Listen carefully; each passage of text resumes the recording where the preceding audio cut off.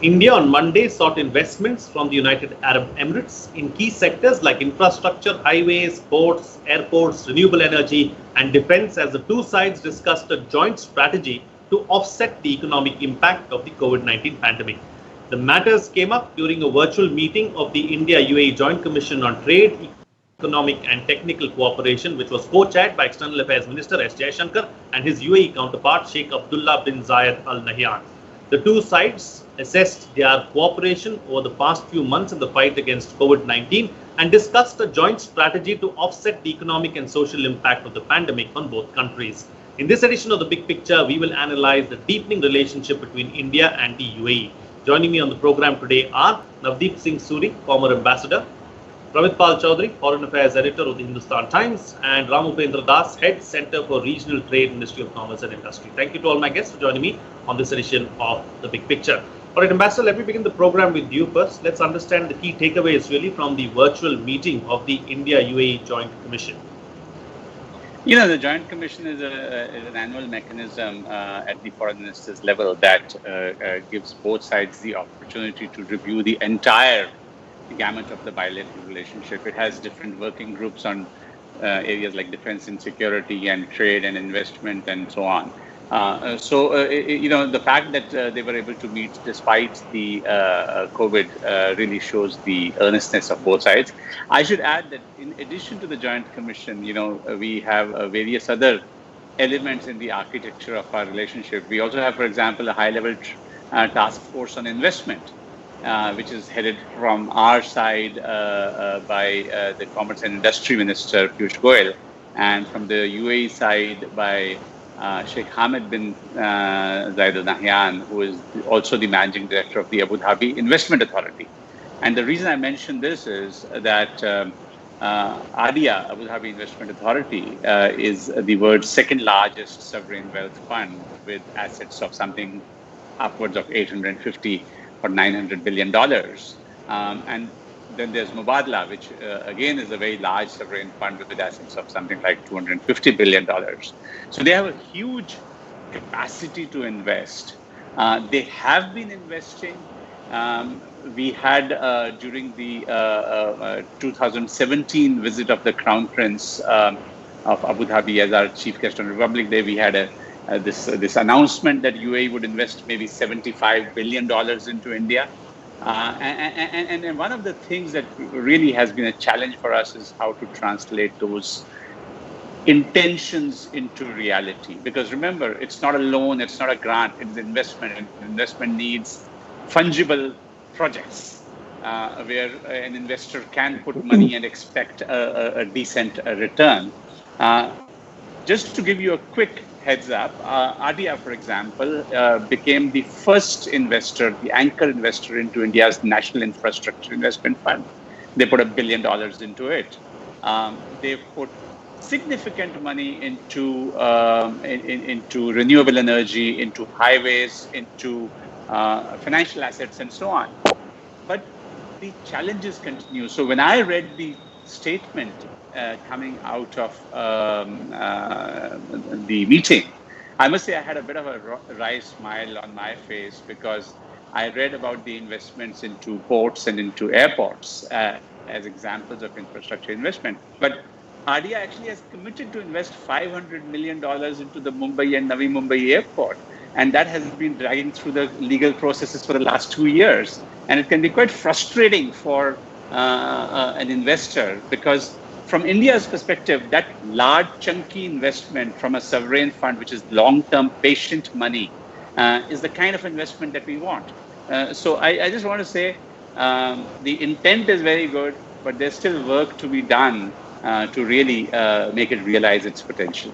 Absolutely. We need something tangible, not just the intent is what you're suggesting. All right, Pramit, let me bring you to the picture now. So how has the India-UAE relationship grown over the past few years? We've seen it reach new heights.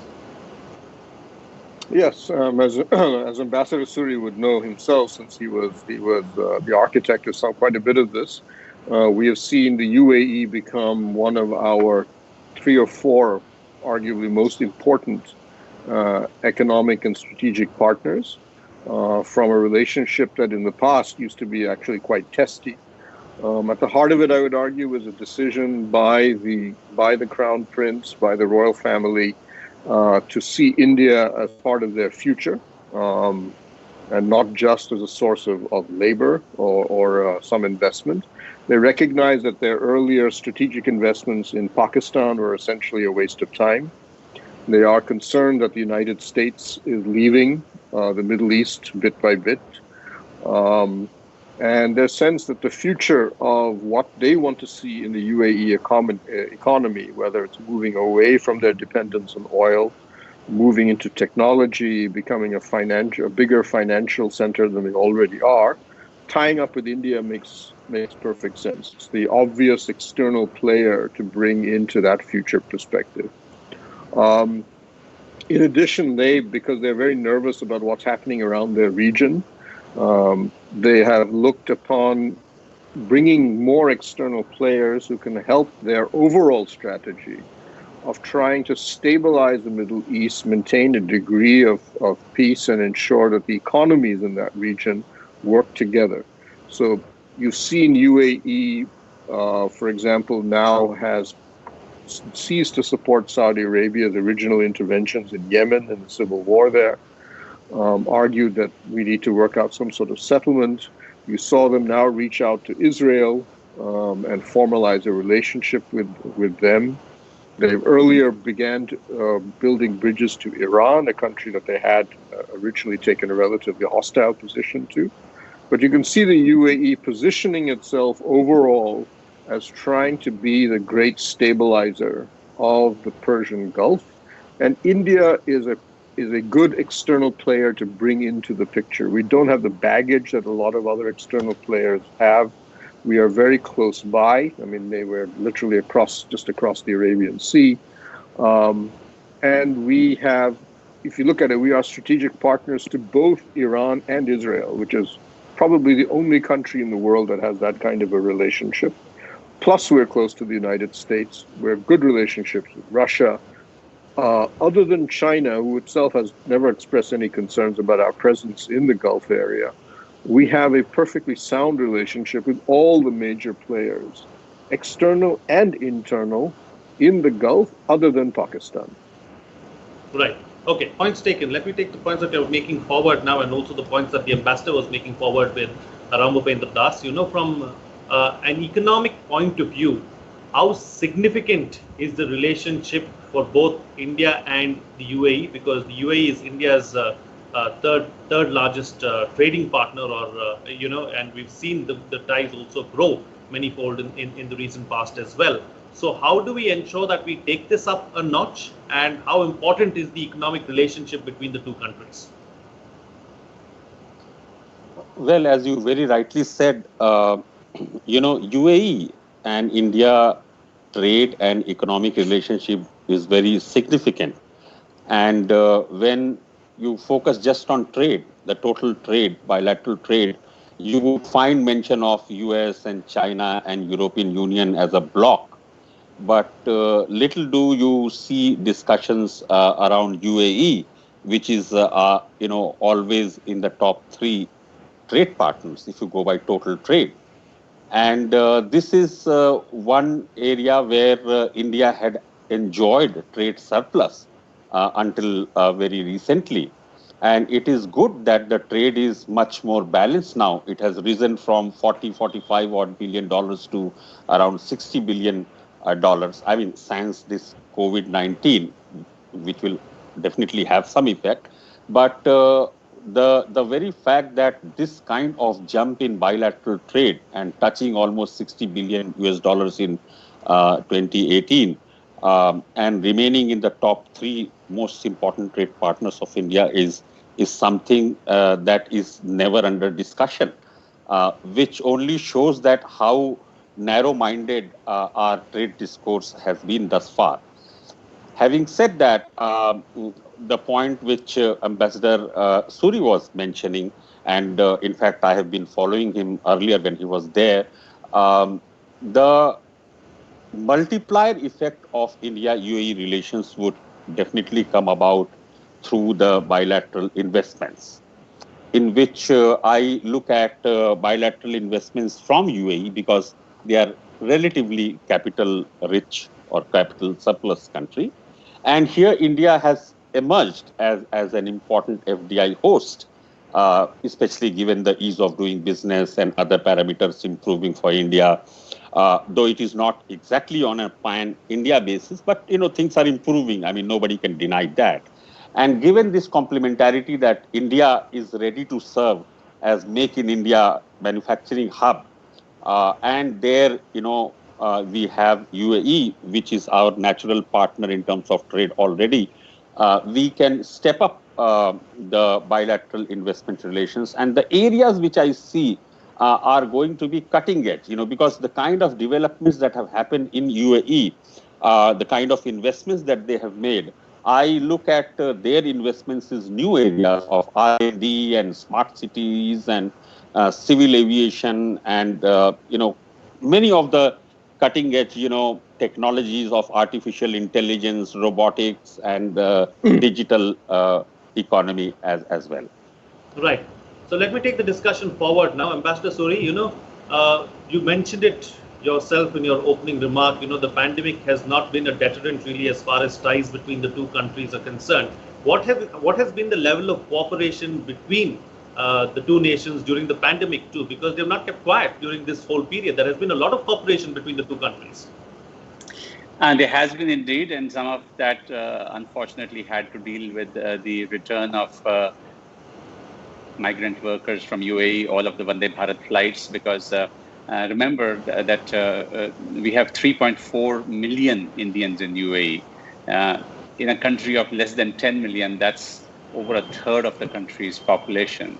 Since Professor Das has covered the trade and investment side and Pramit kind of gave the big picture on regional issues, I just wanted to say that when you look at our bilateral relationship, I would bring out 5 or 6 key segments, if you will, to enable an analysis of it. The first is political, which is what happens in government-to-government relations, and whether it is COVID or no COVID. Prime Minister Modi often speaks with Sheikh Mohammed bin Zayed. Dr. Jaishankar often speaks with Sheikh Abdullah as the foreign minister. National Security Advisor Mr. Doval often speaks with Sheikh Tahnoon, who is their National Security Advisor, and there is actually a very high degree of cooperation at that level between the leaders. I want to point out something that many people don't take sufficient cognizance of, which is the extent to which UAE went to support us on issues that mattered to us.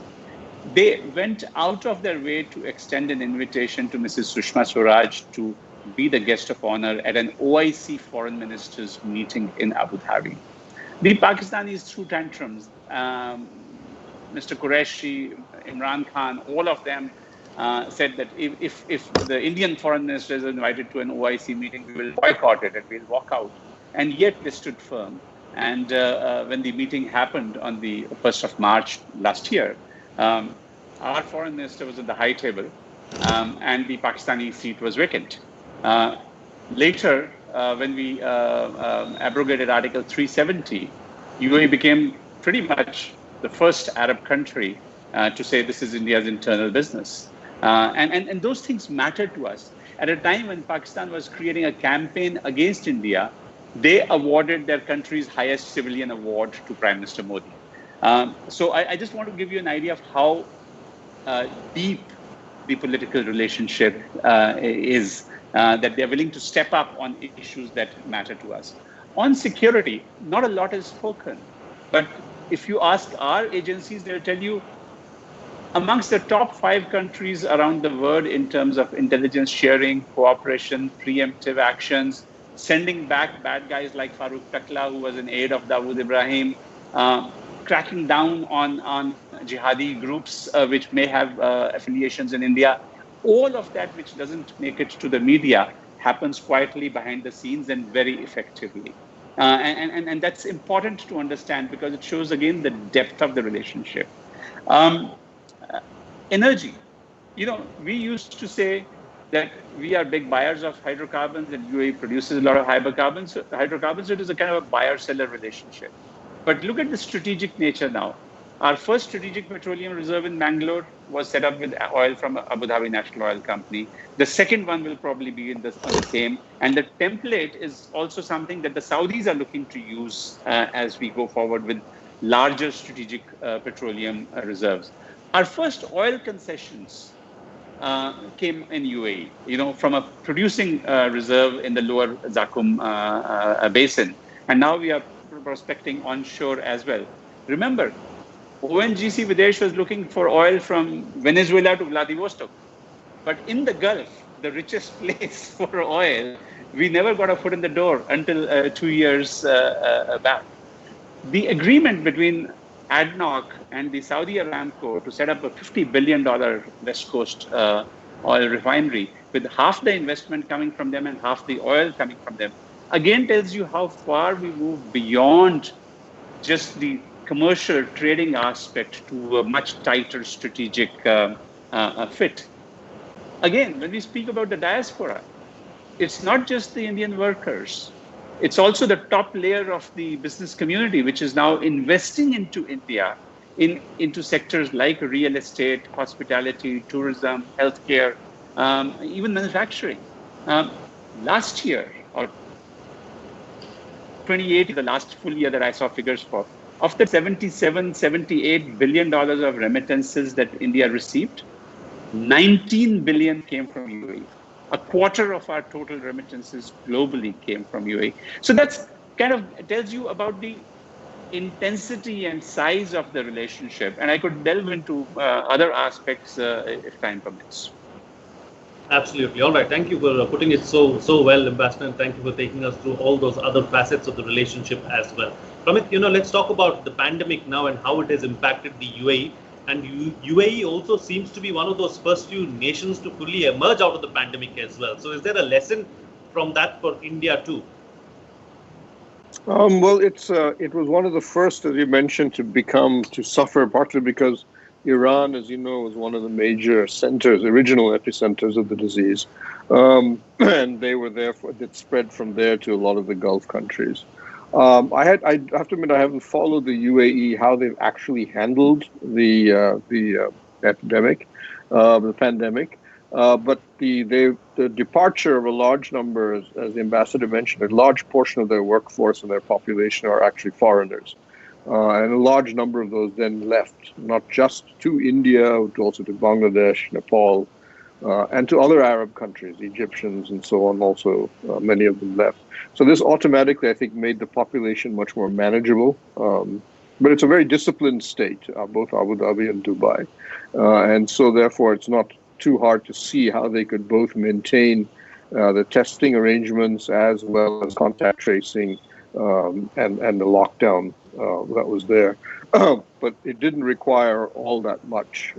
It was much more manageable there than it has been, for example, for India.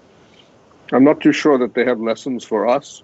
The UAE is a very different kind of country than India, both in terms of size and structure.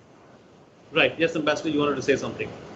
I just wanted to say that, on COVID-19, yes, what Pramit is saying, that they've handled it pretty efficiently, pretty effectively. They have the tools, they have the resources, they have the systems in place, and it's a country of less than 10 million.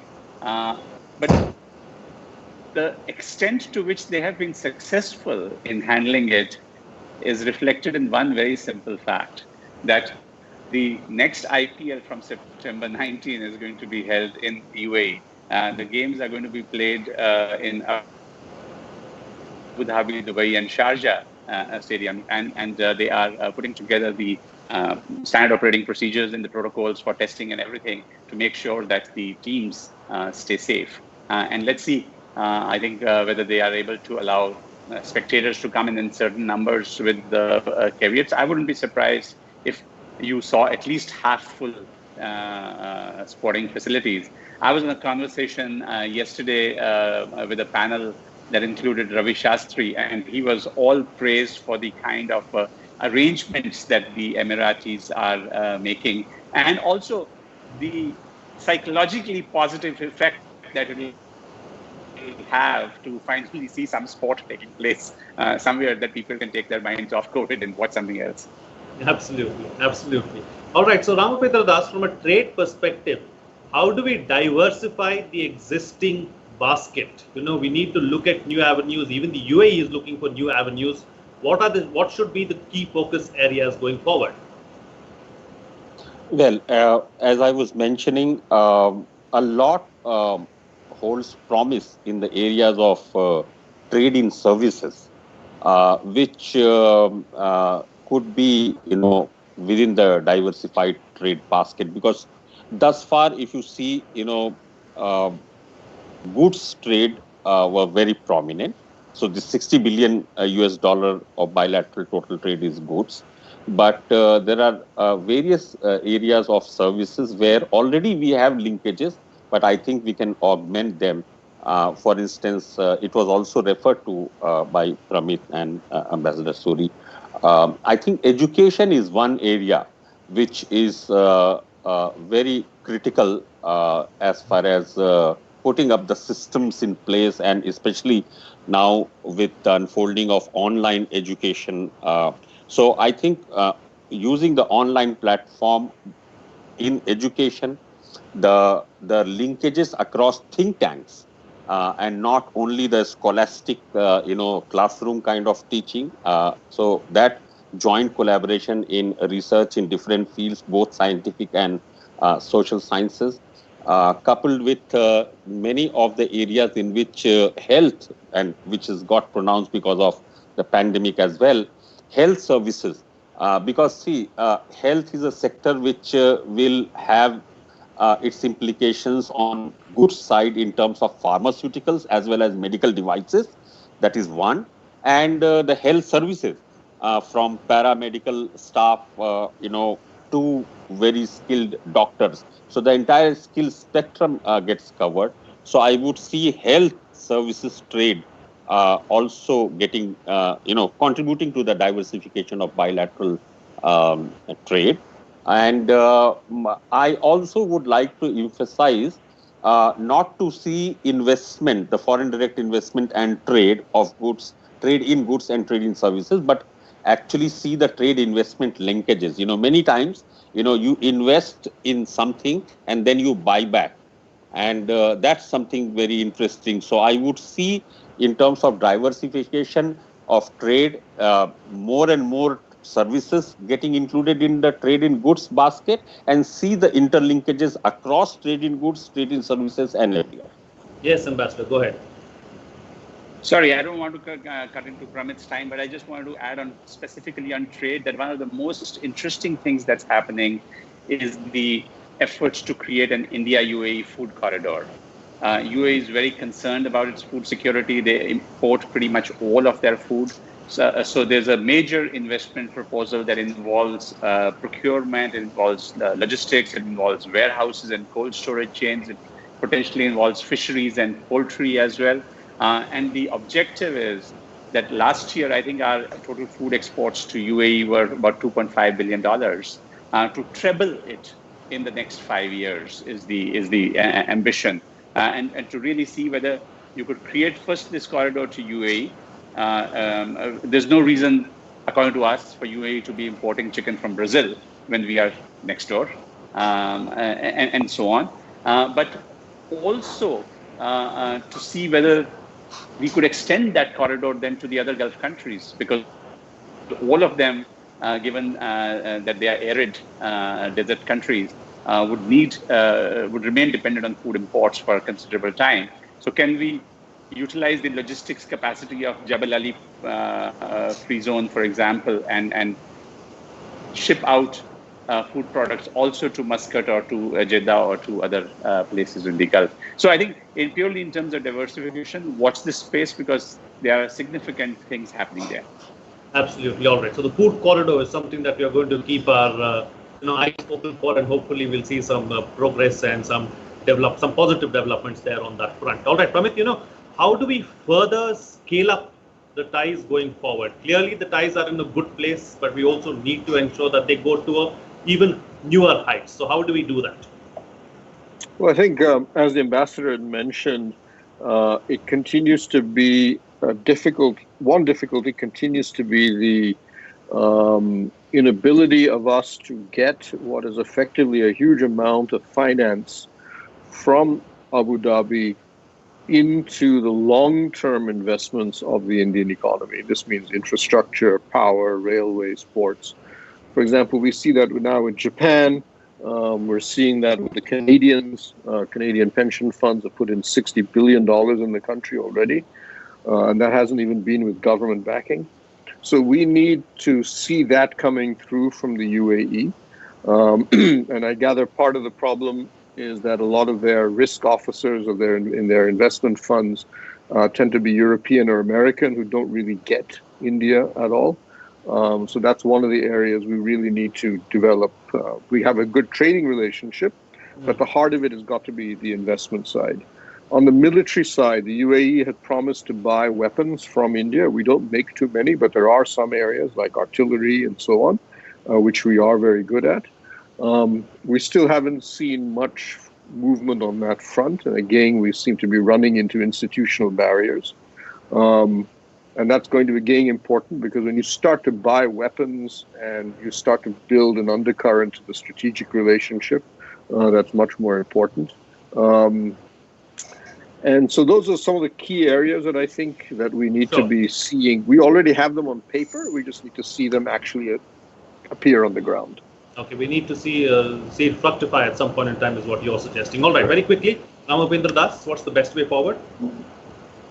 Well, we have moved from strength to strength, and I think the relationship is moving towards a comprehensive economic and strategic partnership. And as these dimensions were highlighted, in recent times, you have seen the political level exchanges at the highest level, also recognizing, each other's contributions through, be it awards and other things.